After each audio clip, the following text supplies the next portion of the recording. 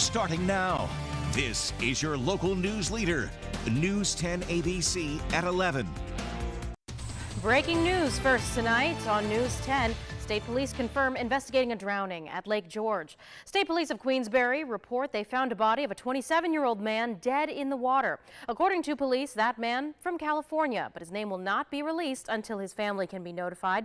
This incident today under investigation, but we are told the drowning appears to be accidental. Well, good evening. Thank you for joining us, everyone. I'm Mikhaela Singleton. The Montgomery County Sheriff's Office confirms a man wanted in the 2019 murder of his wife has now been captured. 44-year-old Michael Darling of Gloversville charged with second-degree murder and 3 additional counts, all related to the death of his wife, Christine Darling. The Sheriff's Office says Michael learned of his charges Thursday, then left his home and never returned. Well, here's what we know on the timeline. In February 2019, his wife, Christine, that is when she was killed. Michael Darling also previously arrested and convicted of having 6 pipe bombs and guns in his Gloversville home. Back in 2021, he was sentenced to 3 years in prison back in March of 22, but then released on May 8th of this year. The judge said the reason for that short sentence is due to Darling having seeked out mental health issue treatment since 2007. News 10 also reaching out to the Montgomery County Sheriff's Office today. We are told we can expect a press release coming by at least Tuesday with more details about Darling's capture. Now, of course, we'll be staying quite on top of that story. Stay with us as we learn more.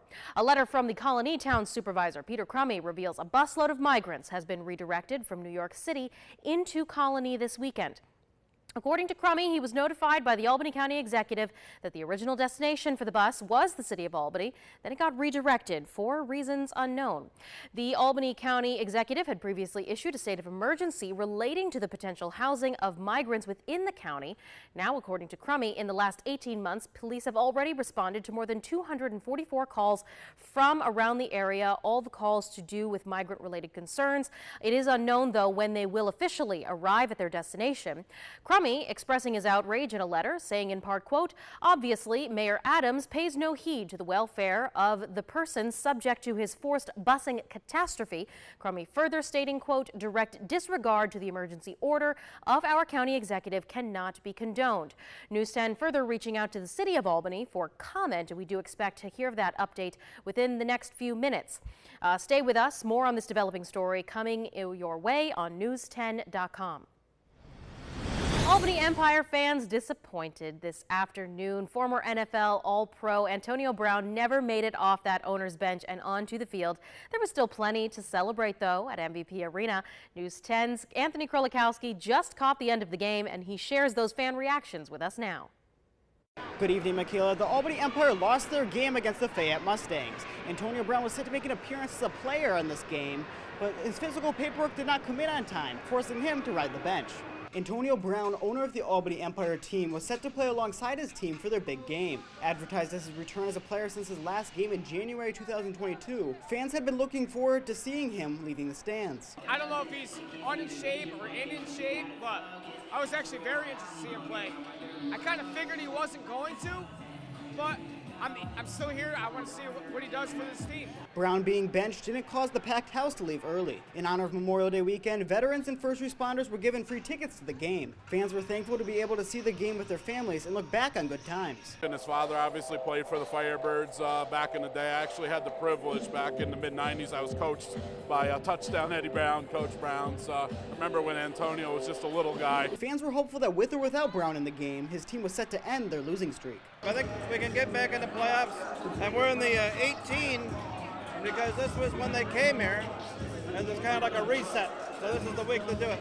So far, there are no plans to bring Brown into a game in the future. Reporting in Albany, Anthony Krolikowski, News 10, ABC. All right, thank you, Anthony. Now, turning over to Rob and the weather now. Rob, it was an absolutely beautiful start to our holiday weekend. Hopefully we keep those good weather times rolling. Oh, it's going to keep on coming, and the temperatures are going to get even warmer as we round out this weekend. Temperatures tomorrow will likely be much warmer than today. 81 was the high temperature this afternoon. Average high is 74. So, yeah, we were a little bit warmer than where we typically are for this time of the year, this time of the month. But a far cry from that record high of 94 degrees set back in 1914. Right now, skies are clear, winds are calm, the air is dry. You know what that means. It's going to be another cool night tonight. It's 61 right now, so we're 20 degrees cooler than where we were late this afternoon, early this evening. And temperatures will continue to fall, likely bottoming out in the upper 40s to near 50 degrees. Here's what we can see across the region right now. We're at 62 in Cobleskill. Saratoga a little bit cooler at 56. 54 at Glens Falls, Double Nichols right now in Bennington. 53 in Pittsfield, 57 Great Barrington, and 62 at Lake Pleasant. Seasonably cool night tonight, again, courtesy of high pressure. We're going to start sounding like a broken record here in the weather department because this area of high pressure is not moving anywhere, and it's likely going to stick with us through the week ahead. So very limited chances for rain as we go forward in time, especially late in the week. 52 in Albany tonight, 51 in Galway, 50 at Averill Park, 53 in Troy, Petersburg down to 48, and 50 in Delanson. Timing out your Sunday. Be a cool start to start the day, but once the sun comes up, temperatures will quickly rise, upper 50s by 7 a.m. Noontime near 80 already, warm with a lot of sunshine, maybe a little bit of a breeze. And by 5 o'clock, 86 degrees, low levels of humidity. We take just a little step back for Monday and Tuesday, and then we're right off to the races again by Wednesday. I'll let you know how warm we go coming up in just a little bit. Mikhaela? All right, we'll look forward to that, Rob. Thank you. This morning, folks honoring our fallen soldiers with Memorial Day services all across the Capital Region community. News 10's Tamara Starr shares how the organizers are trying to make sure the true meanings of this holiday are never forgotten.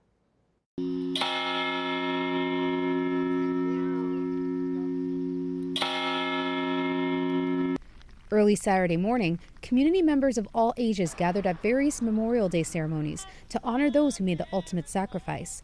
Vincent Giacomo attended a ceremony at Oakwood Cemetery representing the Grand Army of the Republic. At the location, there are soldiers that represent every war America has ever been involved in and have been laid to rest, including Samuel Wilson, who is otherwise known nationally as Uncle Sam. Giacomo says that is why these ceremonies are important, for everyone to learn and never forget the meaning of the holiday. Well, I think it's very important that we preserve our history and for those that went before us in all wars.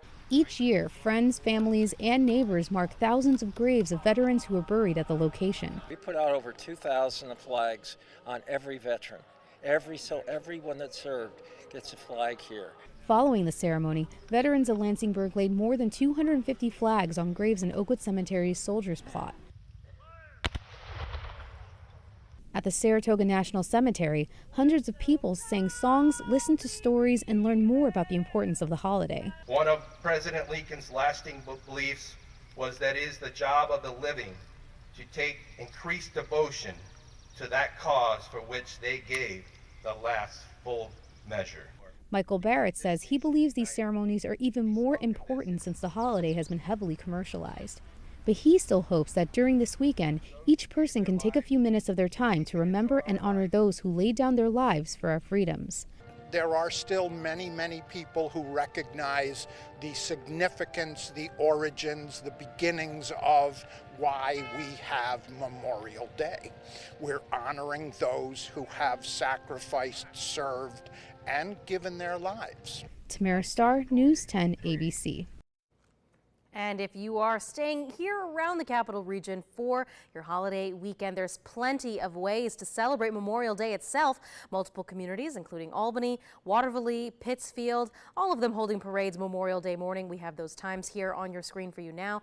Now, as Memorial Day approaches, we want to thank everyone for your service, especially if you may have lost a loved one during their time in the armed forces. This is the email address where you can send to us some photos, maybe nice messages and stories of loved ones who've served. We'll share all of those stories over our news ticker this Memorial Day and featuring some of your stories in a news segment coming Tuesday. So stay with us.